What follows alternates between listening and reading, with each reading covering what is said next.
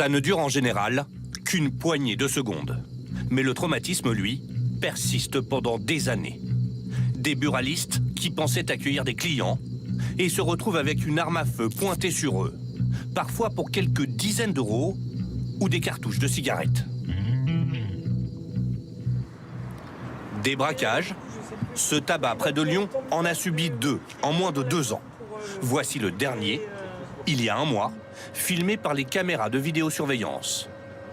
Patricia, la gérante, ici à droite, n'a opposé aucune résistance.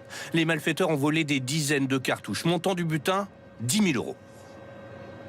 Un individu cagoulé et armé d'un pistolet, semble-t-il, et d'une gazeuse. Donne-moi les clés de la caisse, donne-moi ta voiture, donne-moi ton portable, ouvre la réserve.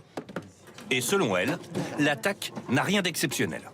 Ouvrez le journal aujourd'hui, vous allez voir, dans la région, il y a forcément un tabac qui s'est fait taper. C'est monnaie courante. Pour preuve, il y a 2 ans, c'est sa fille, Chloé, enceinte, qui a été braquée par 3 hommes armés, visiblement sans grande expérience. C'est des gens qui sont paniqués, qui hurlent, ils savent pas ce qu'ils font, ils sont dans le stress. On a affaire à des amateurs, clairement, donc on sait pas comment ça peut se passer. Depuis, le maire a installé de nouvelles caméras et renforcé les patrouilles de policiers municipaux. Mais il craint que, par lassitude, la gérante tire définitivement le rideau. Moi, ce que je vois, c'est qu'au niveau rural, comme notre commune de 3400 habitants, c'est un lieu de vie. On a 5 à 600 passages par jour, c'est énorme. Si maintenant on dégoûte les gens de faire leur boulot, c'est des journées de plus de 12 heures, hein, ils sont là à 6 heures et ils ferment à 19 heures passées, nous, en fait, nos villages, ils vont mourir. Et lorsque ce ne sont pas des braquages, écoutez, on remonte la pente gentiment. les buralistes sont victimes de cambriolages. Étienne Rollet en a subi un samedi dernier. Une intrusion filmée par les caméras de surveillance de ce bureau de tabac près de Besançon. À l'aide d'une disqueuse, les voleurs découpent le rideau métallique. En moins de 4 minutes, ils dérobent 8 000 euros de tabac. Alors, donc oui, ça, ce sont des poteaux en béton qui sont censés arrêter les voitures béliers, puisqu'on sait très bien que certains commerces sont fracturés en lançant la voiture contre la vitrine.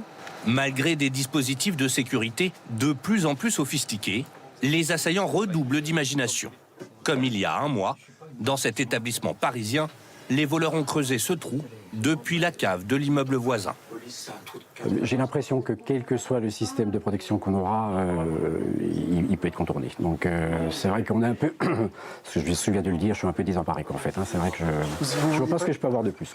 Moins sécurisés que des bijouteries ou des distributeurs automatiques de billets, les bureaux de tabac sont une cible privilégiée des voleurs, même peu aguerris.